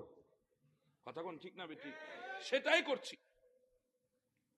আমাদের অনেক ভাইরা তো ফেসবুকে লেখে কই কিসের ইলম, কিসের তাফসীর করবে, তাফসীরটা কিসের সিগা কি অর্থ, এগুলো জিজ্ঞাসা করলে অনেকে পারবে না। আমি ভাইদেরকে বলবো এখানে কেউ তাফসীর করার জন্য আসে নাই। এখানে মুফাসসির ইকরাম যে তাফসীরগুলো করে গেছেন আমরা এগুলাই আপনাদের সামনে বর্ণনা করছি। এখানে আদৌ কেউ তাফসীর করার জন্য আসে নাই। কথা কোন ঠিক না বেঠিক? আমি কি ভুল বলছি এই কথাগুলো? সূরা ইখলাস শরীফ কয়টি নাম আছে? কোথায় আছে? তাফসীরে জালালাইন শরীফের মধ্যে ইমাম জালালউদ্দিন সুয়ুতী 20টি নাম উল্লেখ করেছেন। তন্মধ্যে একটি নাম হচ্ছে সূরাতুত তাওহীদ। একটি নাম কি? সূরাতুত তাওহীদ। সূরা ইখলাস শরীফ, এই সূরার অর্থ হচ্ছে একনিষ্ঠতা। অর্থ কি? আমরা অনেকে বলি না আমরা ইখলাসের সহিত কাজটা করছি, অর্থাৎ একনিষ্ঠতার সহিত কাজটা আঞ্জাম দিচ্ছি। তুমি ইখলাস নিয়ে কাজটা করো, আমরা বলি কি বলি না? এছাড়া না মাথাতে ব্যাগুন জমিকে ইঞ্জন হন ঠান্ডায়, এরকম আমরা বলি কি বলি না? বলি। ইখলাস শব্দের অর্থ হচ্ছে একনিষ্ঠতা, নির্বেজাল, খাঁটি, কোনো বেজাল নাই। কোরআনুল কারীম এটা কয় পারা? জি বলেন না, কয় পারা? 30 পারা কোরআন। আপনারা জানেন তো এই সূরাটি হচ্ছে 30 পারায়। কয় পারায়? 30 পারায়। কোরআনুল কারীমে কয়টি সূরা আছে? 114টি সূরা। এই 114টি সূরার মধ্যে সূরা ইখলাসের সংখ্যা হচ্ছে 112টি, 12 নাম্বার। 112 নাম্বার সূরা। আচ্ছা আমাকে একটা প্রশ্নের উত্তর দেন, কোরআনুল কারীম নাজিল হওয়ার সময় কি আগে সূরা ফাতিহা নাজিল হয়েছে? জি বলেন, আগে সূরা ফাতিহা নাজিল হয়েছে? এরপরে কি সূরা বাকারা নাজিল হয়েছে? এরপরে কি সূরা আলে ইমরান নাজিল হয়েছে? এরপরে কি সূরা নিসা নাজিল হয়েছে? না। তো এই যে একটা সিস্টেম, একটা তরতিব আমরা দেখছি, এই যে একটা সিরিয়াল আমরা দেখতে পাচ্ছি, এটা কোত্থেকে আসলো? কে দিয়েছে? আগে তো কোরআনুল কারীমের প্রথম শব্দ ইকরা, এরপরে সূরা আলাকের 5টি আয়াত, কিন্তু ওগুলা তো আগে আনা হয় নাই। সূরা ফাতিহা আগে, এরপরে সূরা বাকারা, এরপরে সূরা আলে ইমরান। এই তরতিবটা আমাদেরকে কে দিয়েছে? আজকে অনেকে কোরআন হাতে নিয়ে বলে কোরআনের মধ্যে নবীর কোনো খবরদারি নাই, কোরআনের মধ্যে নবীর কোনো শান নাই, নবীর কোনো ইজ্জত নাই। আমি বলছি শোনো, এই যে আজকে তুমি হাতে যে কোরআনটা পড়ছো, এই কোরআনের সূরাগুলো যে সিরিয়াল মেইনটেইন দেখছো, কোরআনে যে সূরাগুলোর তরতিব ঠিক করেছে, এগুলাই তো ঠিক করে দিয়েছে আমার নবী মুস্তাফা। কথা কোন ঠিক না বেঠিক? আমার নবী যেভাবে কোরআনকে সেটিং করেছে সেভাবে আমরা কোরআন আল্লাহর পাক রব্বুল আলামিনের তরফ থেকে আমরা কোরআনুল কারীম পেয়েছি। কথা বলেন ঠিক না? এখন প্রশ্ন সেখানে, এই কোরআন তো লোহে মাহফুজে আছে, আছে না নাই? ইয়া রাসূলুল্লাহ, আপনি যে কোরআনের তরতিব আমাদেরকে দিয়েছেন, এই তরতিব কি লোহে মাহফুজের সাথে মিল আসেনি? এটা কি লোহে মাহফুজের সাথে মিল আসেনি? আমার নবী বলে মদিনার জমিনে বসে আমি আল্লাহর লোহে মাহফুজ দেখে যেভাবে যেভাবে লোহে মাহফুজের মধ্যে আল্লাহ সংরক্ষণ করে রেখেছেন, সেভাবে সেভাবে আমি দুনিয়ার মদিনা শরীফের জমিনে বসে আমি কোরআনের তরতিব ঠিক করে তোমাদেরকে দিয়েছি। কথা বুঝতেছেন? আচ্ছা, এই জমিন থেকে লোহে মাহফুজ কতদূর দূর হবে? হ্যাঁ, এই জমিন থেকে আসমান পর্যন্ত 500 বছরের রাস্তা। কয় বছর? 500 বছর। হাঁটি হাঁটি গেলে, জি বলেন না, হাঁটি হাঁটি গেলে একটা দূরত্বের আপনি বুঝবেন। অনেক সময় যদি আপনি হেঁটে যান তাহলে এক দূরত্ব, আবার গাড়িয়ে গেলে এক সময়, আবার আর একটু হাই স্পিডে গেলে আরেক সময়। এরকম হয় কি হয় না? এখান থেকে যেমন মনে করেন ভিজিটার্স, যদি আপনি হেঁটে যান তাহলে লাগবে আপনার 5 মিনিট। কথা বলেন ঠিক না? যদি আপনি রিক্সায় যান লাগবে 4 মিনিট, আপনি সিএনজি গেলে লাগবে 3 মিনিট, আপনি কারে গেলে লাগবে 2 মিনিট, আরেকটু দ্রুত যানবাহনে গেলে লাগবে 1 মিনিট। কথা বলেন ঠিক না? তো দূরত্ব নির্ভর করছে আপনার বাহনের উপর। কিসের উপর? বাহনের উপর। এখন প্রশ্ন হবে, জমিন থেকে আসমান 500 বছরের রাস্তা, এটা কোন বাহনে গেলে, কোন স্পিডে গেলে 500 বছরের রাস্তা? আমার নয় বলে আলোর গতিতে। কিসের গতিতে?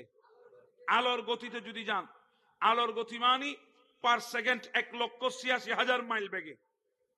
1,86,000 মাইল বেগে যদি উপরের দিকে উঠেন তাহলে আপনার থেকে লাগবে 500 বছর। কয়শো বছর? কিসের গতিতে? পার সেকেন্ডে কয় মাইল? 1,86,000 মাইল বেগে আপনাকে উপরে উঠতে হবে। তাহলে আপনার সময় লাগবে কয়শো বছর? 500 বছর। এটা কি কাছে? এটা কি সম্ভব? পার সেকেন্ডে 1,86,000 মাইল বেগে যেতে পারবেন? তো আমার নবী মদিনায় বসছেন, প্রথম, দ্বিতীয়, তৃতীয়, চতুর্থ, পঞ্চম, ষষ্ঠ, এভাবে বেদ করতে করতে আমার নবী লোহ মাহফুজ দেখে ওখান থেকে কোরআনের নির্ণয় করে দিয়েছেন। কোরআনের সেটিং আমাদেরকে দিয়েছে। এখন প্রশ্ন হলো, আমার নবী মদিনায় বসে কি আমাদের বাংলাদেশ দেখে না? কথা বলেন, বাংলাদেশ দেখে না? আরে আমাদের বাংলাদেশ থেকে মদিনা মাত্র 6,000 কিলোমিটার। যদি বিমানে যান 6 ঘন্টা লাগে। তো 6,000 কিলোমিটার দূরে আমার নবী বসে যদি বাংলাদেশ না দেখে, তাহলে মদিনায় বসে কিভাবে লোহে মাহফুজ দেখেছে? তুমি যখন মেনেছ মদিনায় বসে লোহে মাহফুজ দেখেছে, তাহলে তোমাকে মানতে হবে নবী মদিনায় বসে বাংলাও দেখে। কথা কোন ঠিক না বেশ?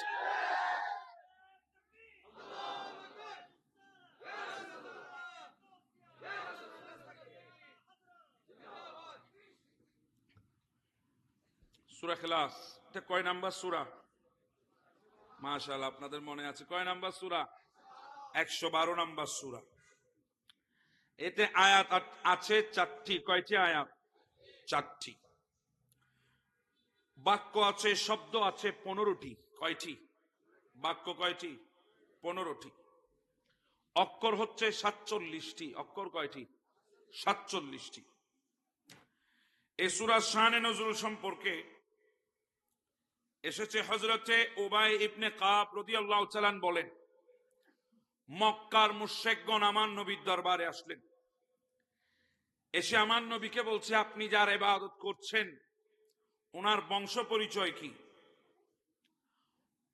উনি কার সন্তান, কিংবা ওনার সন্তান কে কে? ওনার বংশীয় পরিচয়টা কি আমাদের কাছে তুলে ধরে। তখনই আল্লাহ পাক সূরা ইখলাস শরীফ নাযিল করেন। আরো জোরে বলেন না সুবহানাল্লাহ।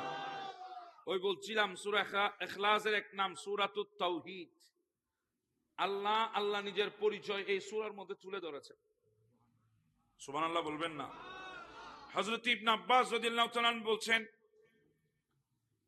একদল ইহুদি যখন এসে নবীকে প্রশ্ন করেছেন, আল্লাহর পরিচয় জানতে চেয়েছেন, আপনি যার ইবাদত করেন তার পরিচয় আমাদেরকে শুনান, এই কথা যখন বলেছিল আমার নবীর দরবারে, তখন আল্লাহ পাক রব্বুল আলামিন এই সূরা নাযিল করেছেন। জোরে বলেন না সুবহানাল্লাহ। এখন এই সূরা কোথায় নাযিল হয়েছে? কি মক্কায় না মদিনায়? অনেকের মতে এটা হচ্ছে মক্কি সূরা। কি সূরা? এখানে একটা জিনিস খেয়াল করবেন।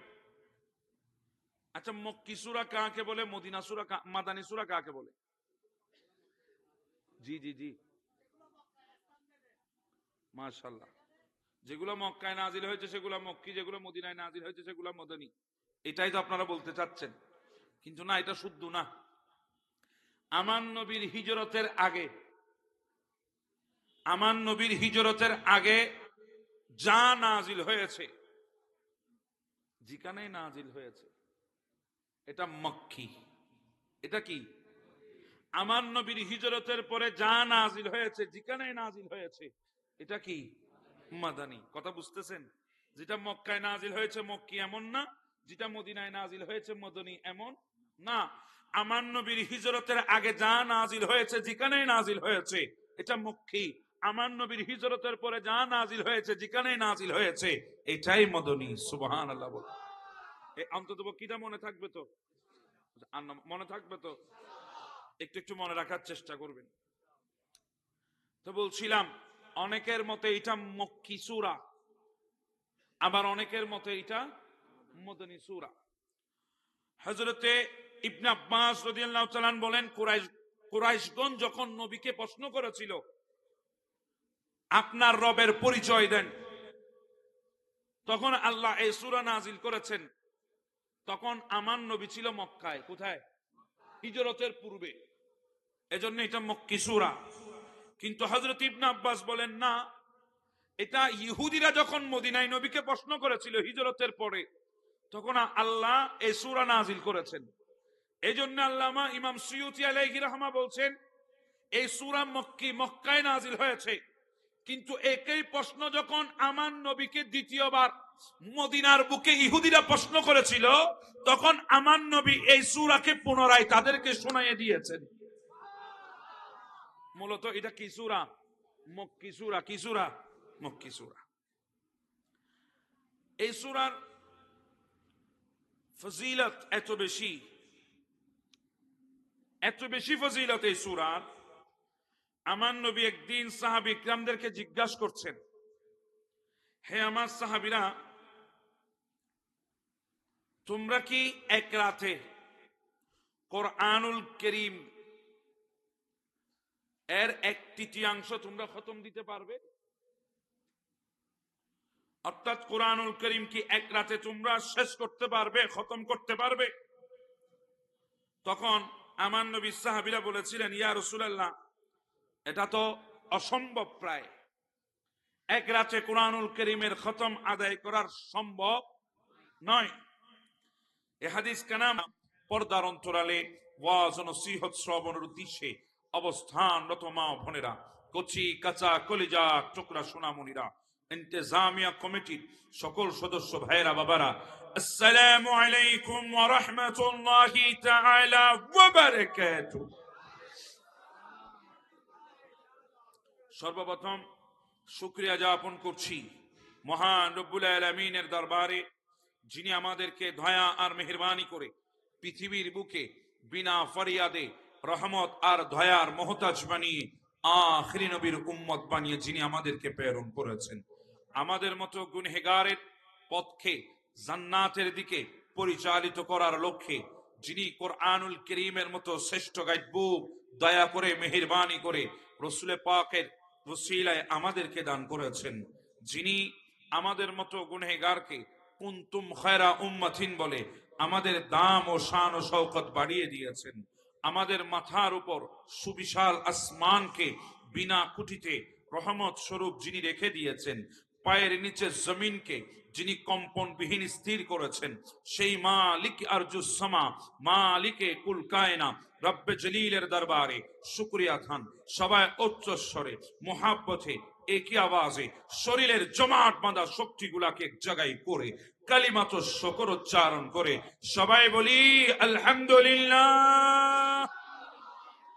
আপনারা সবাই কেমন আছেন? যারা ভালো আছেন তারা বলবেন, ভালো না থাকলে বলার সুযোগ নাই। কেমন আছেন? আমাদেরকে ভালো রেখেছেন কে? সুস্থ রেখেছেন কে? সবল করেছেন কে? হায়াতের মালিক কে? রিজিকের মালিক কে? সেই মালিকের শুকর দরকার আছে না নাই? আওয়াজে বলি আলহামদুলিল্লাহ। আমার বাবারা, আজকে এমন একটি মাহফিলের মধ্যে আমাদের আগমন, যেই মাহফিল আসলে আর বসলে আমাদের জীবন পরিচালিত করার জন্য দিক আর নির্দেশনা পাওয়া যায়। কথা কোন ঠিক না বেঠে? এই মাহফিল হচ্ছে কোরআনের মাহফিল। কথা বলেন ঠিক কিনা?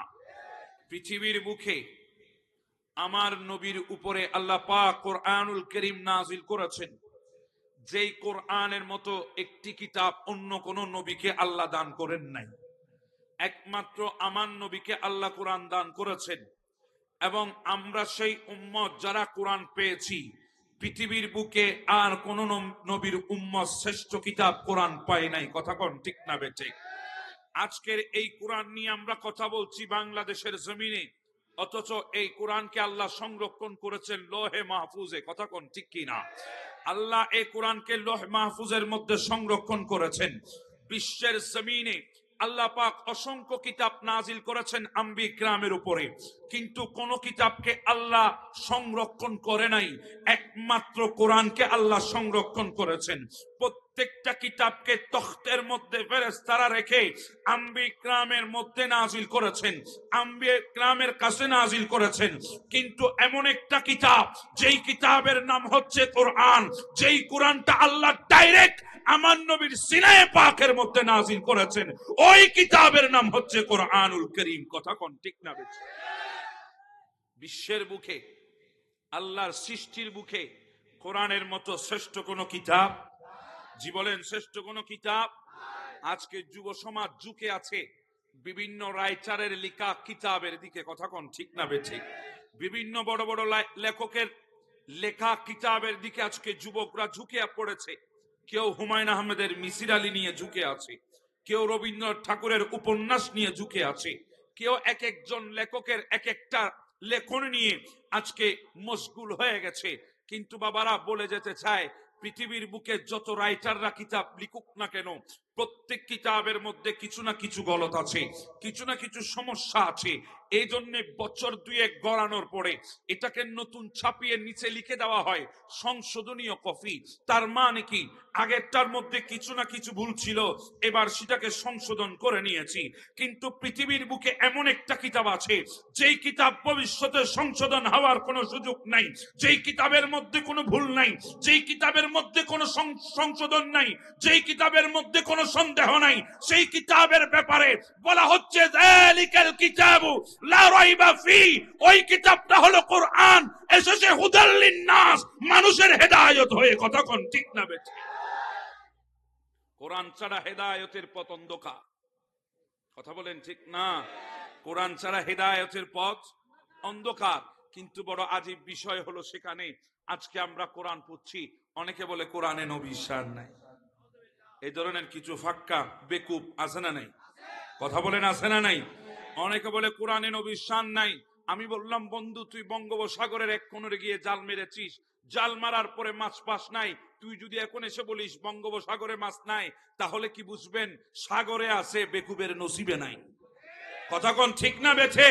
কেউ কোরআনের মধ্যে কোরআন শিক্ষা গ্রহণ করে যদি বলে কোরআনের মধ্যে আমার নবীর শান নাই, তাহলে বুঝবেন কোরআনে আছে, তার মতো বেকুবের নসিবের মধ্যে নাই। কথা কোন ঠিক না বেঠে? পৃথিবীর বুকে হাজারো রাইটার কিতাব লিখেছে একটা সাবজেক্টের উপর, দুইটা সাবজেক্টের উপর, তিনটা সাবজেক্টের উপর, কেউ 5টা, কেউ 10টা সাবজেক্টের উপর। কিন্তু আমার আল্লাহ বলে তিবিয়ানাল লিকুল্লি শাই, পৃথিবীর বুকে এমন কোন সাবজেক্ট নাই যে সাবজেক্ট নিয়ে আমি আল্লাহ কোরআনে আলোচনা করি নাই। যেটার জন্য ডুব দিবি সেটাই নিয়ে উঠবি, কিন্তু নবীর প্রেম অন্তরে লাগবে। কথা কোন ঠিক না?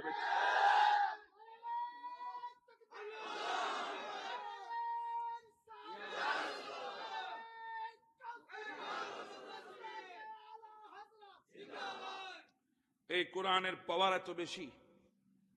আমরা তো আজকে কোরআন মনে করছি একটা সাদা পৃষ্ঠার মধ্যে কালো কালি দিয়ে লেখা একটা ছোট্ট বই, এজন্য এটার মর্ম আমরা বুঝছি না। এজন্য আজকে এই কোরআনকে আমরা এমন জায়গায় রেখেছি, আমার আলমারির ভেতরে 30-35 হাজার টাকা দিয়ে কিনা আলমারি, ওই আলমারির ভেতরে আমার জামা কাপড়ের স্থান আছে, কিন্তু আল্লাহর কালামের স্থান হয় নাই। আল্লাহর কালামকে রেখেছি আমরা আলমারির উপরে, যেখানে টিকটিকিও যায়, যেখানের মধ্যে তেলাপোকাও যায়, যেখানে ইঁদুরও যায়, মাঝে মাঝে প্রস্রাবও করে, পায়খানাও করে, ওখানে আমরা কোরআন রেখেছি। আর কোরআনকে বেইজ্জত করে আমরা মুসলমান বসে আছি আজকে বাংলাদেশের জমিনে ইজ্জত পাওয়ার জন্য। কোরআনকে বেইজ্জত করে ইজ্জতের আশা করা যাবে? আজকে যদি গোটা বাংলাদেশ নয়, গোটা বিশ্বের মুসলমান গুলা যদি আল্লাহর কালাম কোরআনকে যদি হাতের মধ্যে নিত, কোরআনকে যদি সিনার মধ্যে তাবিজ বানিয়ে রাখতো, তাহলে আজকে বিশ্বের মসনদে মুসলমানের পতাকায় পতপত করে উঠতো। কারণ মুসলমানের শক্তি পারমাণবিক বোমার মধ্যে নয়, মুসলমানের শক্তি কোন ধরনের অস্ত্রের উপরে নয়। আমার নবীর সাহাবীরা বদরের ময়দানে অস্ত্রের উপর বর্ষা করে নাই, আল্লাহর কালাম এবং নবীর সুন্নাহর উপরে বর্ষা ছিল। কথা কোন ঠিক না? আল্লাহর কালাম এবং নবীর সুন্নাহ ছাড়া বিকল্প কোন পথ, জি বলেন, কোন পথ নাই। এই কোরআনটা একটা পাওয়ারফুল কিতাব। আল্লাহ বলছেন, ইন্না আরাদনাল আমানাতা আলাস সামাওয়াতি ওয়াল আরদ ওয়াল জিবাল। আমি কোরআনকে আমানত রাখতে চেয়েছি আসমানে, চেয়েছিলাম জমিনে, চেয়েছিলাম পাহাড়ের উপর, কিন্তু কেউ কোরআনকে গ্রহণ করে নাই, ধ্বংস হয়ে যাওয়ার ভয়ে। কথা কোন ঠিক না বেঠে? কোরআনের ওজন নিতে পারবে না বলে কোরআনকে গ্রহণ করে নাই। আল্লাহ বলেন, লাউ আনজালনা হাযাল কিতাব لو أنزلنا هذا القرآن على جبل لرأيته خاشعا متصدعا من خشية الله। আল্লাহ বলে, আমি পাহাড়কে দিতে চেয়েছি, কিন্তু পাহাড় রাজা রাজা হয়ে যাওয়ার ভয়ে কোরআনকে গ্রহণ করে নাই। এত পাওয়ারফুল কিতাব একজনই গ্রহণ করতে পারবে যার কাছে সেই ক্ষমতার পাওয়ার আছে। সেই ক্ষমতার পাওয়ার আল্লাহর সৃষ্টির মধ্যে একমাত্র আমার নবী ছাড়া দ্বিতীয় আর কেউ নাই। কথা কোন ঠিক না? আমাকে মাহফিল পরিচালনা কমিটির পক্ষ থেকে একটা বিষয়বস্তু নির্ধারণ করে দেওয়া হয়েছে। সেই বিষয়বস্তুর নাম হচ্ছে সূরা ইখলাস শরীফের তাফসীর। সূরা ইখলাস শরীফ, এটা আমরা সব সময় নামাজের নিয়ত ধরেই পড়ি। কথা কোন ঠিক না বেঠিক? ওই ঠিক বলে, নামাজের নিয়ত ধরে কি আপনারা সূরা ইখলাস পড়েন? জি বলেন, সূরা ইখলাস পড়েন না? কি পড়েন? সূরা ফাতিহা। কিন্তু সূরা ইখলাস পড়ি কি পড়ি না? আওয়াজে বলি, পড়ি কি পড়ি না? আমি মাঝে মধ্যে একটু এদিকে দিক বলবো, আপনারা ঠিক আছেন নি এটা সাহেবের লাগে, নাকি আমাকে এখানে রাখি আপনারা কক্সবাজার সমুদ্র সৈকতে হাঁটতেছেন আল্লাহ না জানে। তা আপনাদের মন্থন ঠিক করার দরকার আছে না নাই? আওয়াজে বলি, আছে না নাই? সূরা ইখলাস শরীফ, এটা কোরআনুল কারীমের মধ্যে আছে না নাই? আছে। সূরা ইখলাস, ইখলাস শব্দের অর্থ হচ্ছে নির্ভেজাল, একনিষ্ঠ। কথা বলেন ঠিক না? সূরা ইখলাস শব্দের অর্থ কি? নির্ভেজাল, একনিষ্ঠ। কথা কোন ঠিক না বেঠিক? তাফসীরে জালালাইন শরীফে ইমাম সুয়ুতী আলাইহি রাহমা সূরা ইখলাসের 20টি নাম উল্লেখ করেছেন। কয়টি নাম? 20টি নাম। মুফাসসিরিন ইকরাম এক একটি সূরার অনেকগুলা নাম নির্ণয় করেছেন। যেমন সূরা ফাতিহার 30টি নাম উল্লেখ করা হয়েছে। তাফসীরে কুরতুবীর মধ্যে 8টি নামের জিকির হয়েছে সূরা ফাতিহা।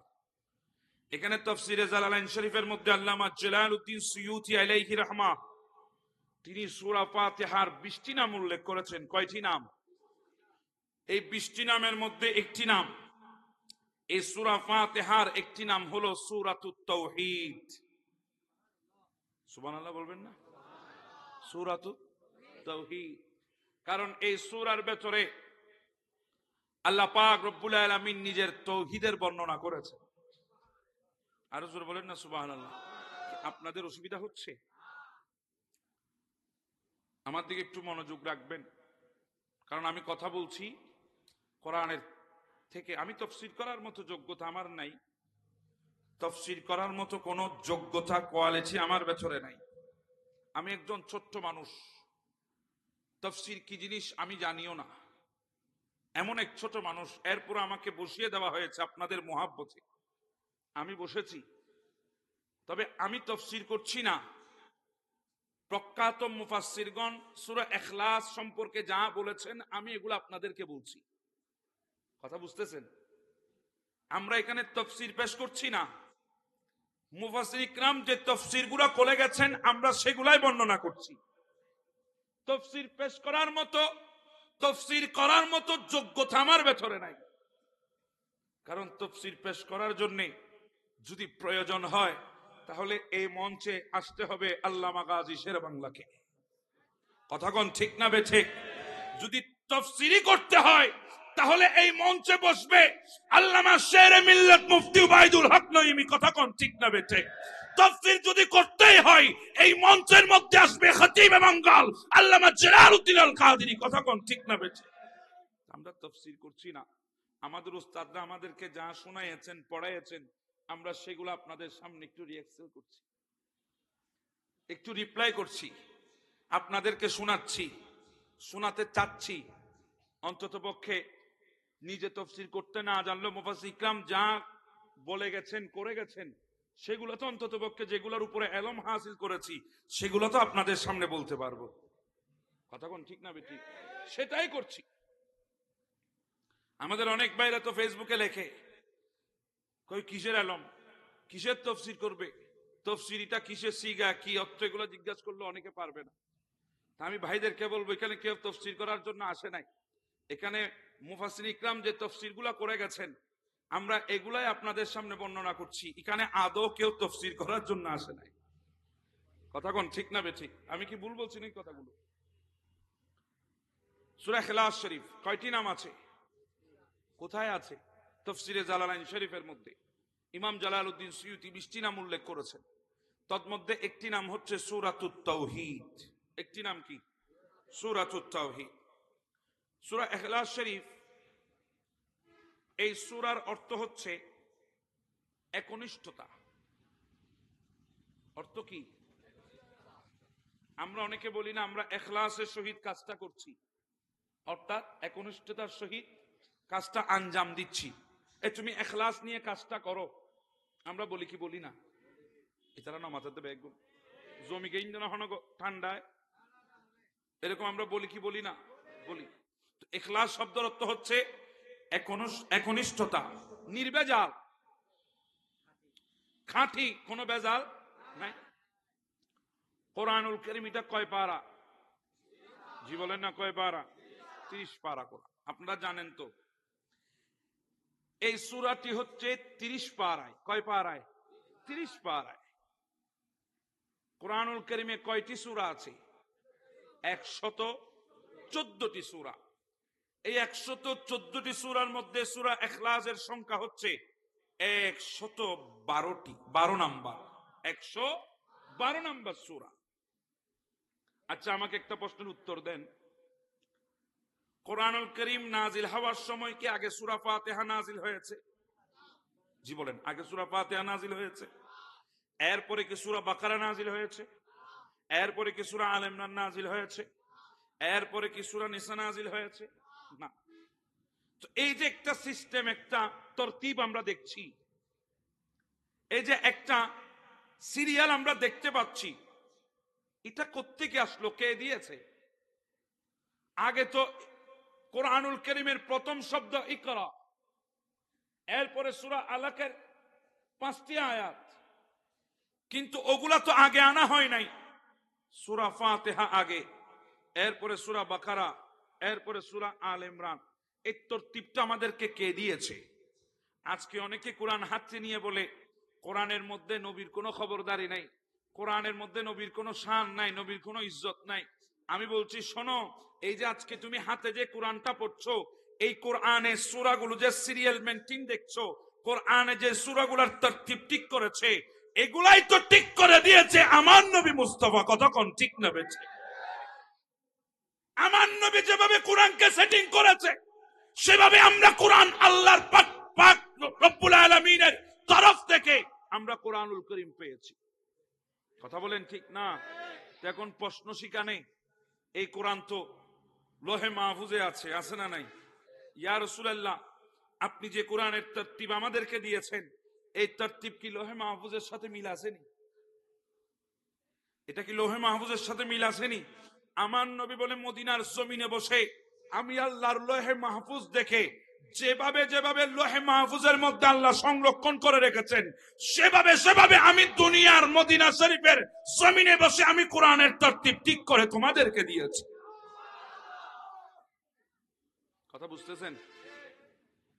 আচ্ছা, এই জমিন থেকে লোহে মাহফুজ কতদূর দূর হবে? হ্যাঁ, এই জমিন থেকে আসমান পর্যন্ত 500 বছরের রাস্তা। কয় বছর? 500 বছর।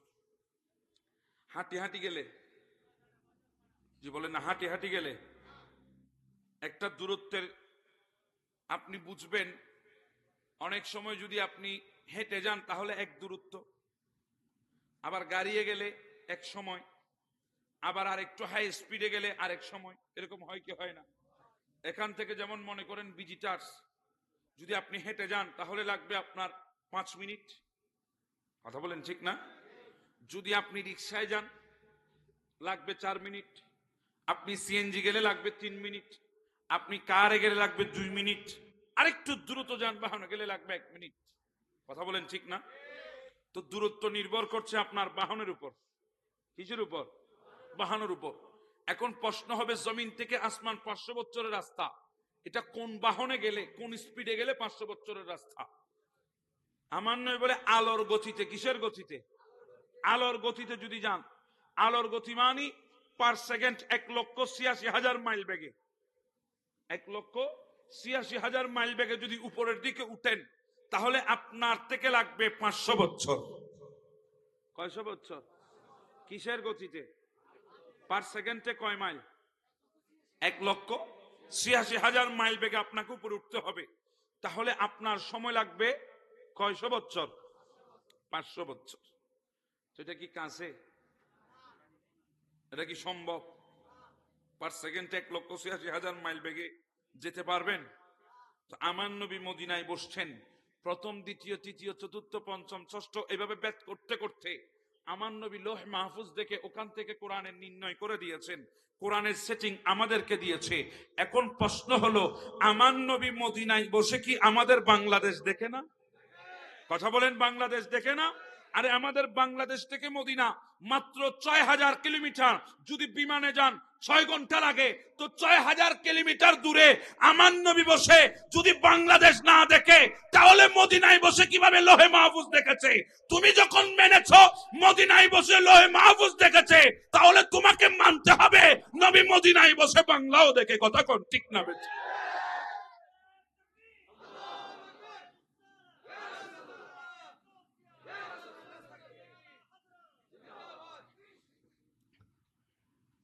সূরা ইখলাস, এটা কয় নাম্বার সূরা? মাশাআল্লাহ, আপনাদের মনে আছে। কয় নাম্বার সূরা? 112 নাম্বার সূরা। এতে আয়াত আছে 4টি। কয়টি আয়াত? 4টি। বাক্য আছে, শব্দ আছে 15টি। কয়টি বাক্য? কয়টি? 15টি। অক্ষর হচ্ছে 47টি। অক্ষর কয়টি? 47টি। এই সূরার শানে নজরুল সম্পর্কে এসেছে, হযরতে উবাই ইবনে কাব রাদিয়াল্লাহু তাআলা বলেন, মক্কার মুশরিকগণ আমার নবীর দরবারে আসলেন। এসে আমার নবীকে বলছে, আপনি যার ইবাদত করছেন ওনার বংশ পরিচয় কি? উনি কার সন্তান, কিংবা ওনার সন্তান কে কে, ওনার বংশীয় পরিচয়টা কি আমাদের কাছে তুলে ধরে। তখনই আল্লাহ পাক সূরা ইখলাস শরীফ নাজিল করেন। আরো জোরে বলেন না সুবহানাল্লাহ। ওই বলছিলাম সূরা ইখলাসের এক নাম সূরাতুত তাওহীদ। আল্লাহ নিজের পরিচয় এই সূরার মধ্যে তুলে ধরেছেন। সুবহানাল্লাহ বলবেন না? হযরত ইবনে আব্বাস রাদিয়াল্লাহু তাআলা বলছেন, একদল ইহুদি যখন এসে নবীকে প্রশ্ন করেছেন, আল্লাহর পরিচয় জানতে চেয়েছেন, আপনি যার ইবাদত করেন তার পরিচয় আমাদেরকে শুনান, এই কথা যখন বলেছিল আমার নবীর দরবারে, তখন আল্লাহ পাক রব্বুল আলামিন এই সূরা নাজিল করেছেন। জোরে বলেন না সুবহানাল্লাহ। এখন এই সূরা কোথায় নাজিল হয়েছে? কি মক্কায় না মদিনায়? অনেকের মতে এটা হচ্ছে মক্কি সূরা। কি সূরা? এখানে একটা জিনিস খেয়াল করবেন। আচ্ছা, মক্কি সূরা কাকে বলে, মদিনা সূরা, মাদানী সূরা কাকে বলে? জি জি জি, মাশাআল্লাহ। যেগুলো মক্কায় নাজিল হয়েছে সেগুলো মক্কি, যেগুলো মদিনায় নাজিল হয়েছে সেগুলো মদনী। এটাই তো আপনারা বলতে চাচ্ছেন, কিন্তু না, এটা শুদ্ধ না। আমার নবীর হিজরতের আগে, আমার নবীর হিজরতের আগে যা নাজিল হয়েছে, যেখানে নাজিল হয়েছে, এটা মক্কি। এটা কি? আমার নবীর হিজরতের পরে যা নাজিল হয়েছে, যেখানে নাজিল হয়েছে, এটা কি? মাদানী। কথা বুঝতেছেন? যেটা মক্কায় নাজিল হয়েছে মক্কি এমন না, যেটা মদিনায় নাজিল হয়েছে মদনী এমন না। আমার নবীর হিজরতের আগে যা নাজিল হয়েছে, যেখানে নাজিল হয়েছে, এটা মক্কি। আমার নবীর হিজরতের পরে যা নাজিল হয়েছে, যেখানে নাজিল হয়েছে, এটাই মদনী। সুবহানাল্লাহ বল। অন্তত কিটা মনে থাকবে তো? মনে থাকবে তো? একটু একটু মনে রাখার চেষ্টা করবেন। তো বলছিলাম, অনেকের মতে এটা মক্কি সূরা, আবার অনেকের মতে এটা মদনী সূরা। হযরতে ইবনে আব্বাস রাদিয়াল্লাহু তাআলা বলেন, কুরাইশগণ যখন নবীকে প্রশ্ন করেছিল, আপনার রবের পরিচয় দেন, তখন আল্লাহ এই সূরা নাজিল করেছেন। তখন আমার নবী ছিল মক্কায়। কোথায়? হিজরতের পূর্বে। এজন্য এটা মক্কি সূরা। কিন্তু হযরত ইবনে আব্বাস বলেন না, এটা ইহুদিরা যখন মদিনায় নবীকে প্রশ্ন করেছিল হিজরতের পরে, তখন আল্লাহ এই সূরা নাজিল করেছেন। এই জন্য আল্লামা ইমাম সুয়ুতি আলাইহি রাহমা বলছেন, এই সূরা মক্কি, মক্কায় নাজিল হয়েছে। কিন্তু একই প্রশ্ন যখন আমার নবীকে দ্বিতীয়বার মদিনার বুকে ইহুদিরা প্রশ্ন করেছিল, তখন আমার নবী এই সূরাকে পুনরায় তাদেরকে শোনাইয়ে দিয়েছেন। মূলত এটা কি সূরা? মক্কি সূরা। কি সূরা? মক্কি সূরা। এই সূরার ফজিলত এত বেশি, এত বেশি ফজিলত এই সূরার। আমার নবী একদিন সাহাবী কিরামদেরকে জিজ্ঞাসা করছেন, হে আমার সাহাবীরা, তোমরা কি এক রাতে কোরআনুল কারীম এর 1/3 তোমরা খতম দিতে পারবে? অর্থাৎ কোরআনুল কারীম কি এক রাতে তোমরা শেষ করতে পারবে, খতম করতে পারবে? তখন আমার নবী সাহাবীরা বলেছিলেন, ইয়া রাসূলুল্লাহ, এটা তো অসম্ভব, প্রায় এক রাতে কোরআনুল কারীমের খতম আদায় করার সম্ভব নয়। এ হাদিস কানাম পর্দার অন্তরালে ওয়াজ ও নসিহত শ্রবণের উদ্দেশ্যে অবস্থানরত মা বোনেরা, কচি কাঁচা কলিজা টুকরা সোনামণিরা, ইন্তেজামিয়া কমিটির সকল সদস্য ভাইয়েরা, বাবারা, আসসালামু আলাইকুম ওয়া রাহমাতুল্লাহি তাআলা ওয়া বারাকাতুহু। সর্বপ্রথম শুকরিয়া জ্ঞাপন করছি মহান রব্বুল আলামিনের দরবারে, যিনি আমাদেরকে দয়া আর মেহেরবানি করে পৃথিবীর বুকে বিনা ফরিয়াদে রহমত আর দয়ার মোহতাজ বানিয়ে আখিরি নবীর উম্মত বানিয়ে যিনি আমাদেরকে প্রেরণ করেছেন। আমাদের মতো গুনহেগারের পথকে জান্নাতের দিকে পরিচালিত করার লক্ষ্যে যিনি কোরআনুল কারীমের মতো শ্রেষ্ঠ গাইড বুক দয়া করে মেহেরবানি করে রাসূল পাকের ওসিলায় আমাদেরকে দান করেছেন, যিনি আমাদের মতো গুনহেগারকে কুনতুম খায়রা উম্মাতিন বলে আমাদের দাম ও শান ও শওকত বাড়িয়ে দিয়েছেন, আমাদের মাথার উপর সুবিশাল আসমানকে বিনা কুটিতে রহমত স্বরূপ যিনি রেখে দিয়েছেন, পায়ের নিচে জমিনকে যিনি কম্পনবিহীন স্থির করেছেন, সেই মালিক আরজুস সামা, মালিকে কুল কায়না রব্বে জলিলের দরবারে শুকরিয়া খান। সবাই উচ্চ স্বরে মোহাব্বতে একই আওয়াজে শরীরের জমাট বাঁধা শক্তিগুলাকে এক জায়গায় করে কালিমাত শুকর উচ্চারণ করে সবাই বলি আলহামদুলিল্লাহ। আপনারা সবাই কেমন আছেন? যারা ভালো আছেন তারা বলবেন, ভালো না থাকলে বলার সুযোগ নাই। কেমন আছেন? আমাদেরকে ভালো রেখেছেন কে? সুস্থ রেখেছেন কে? সবল করেছেন কে? হায়াতের মালিক কে? রিজিকের মালিক কে? সেই মালিকের শুকর দরকার আছে না নাই? আওয়াজে বলি আলহামদুলিল্লাহ। আমার বাবারা, আজকে এমন একটি মাহফিলের মধ্যে আমাদের আগমন, যেই মাহফিল আসলে আর বসলে আমাদের জীবন পরিচালিত করার জন্য দিক আর নির্দেশনা পাওয়া যায়। কথা কোন ঠিক না বেঠে? এই মাহফিল হচ্ছে কোরআনের মাহফিল। কথা বলেন ঠিক কিনা?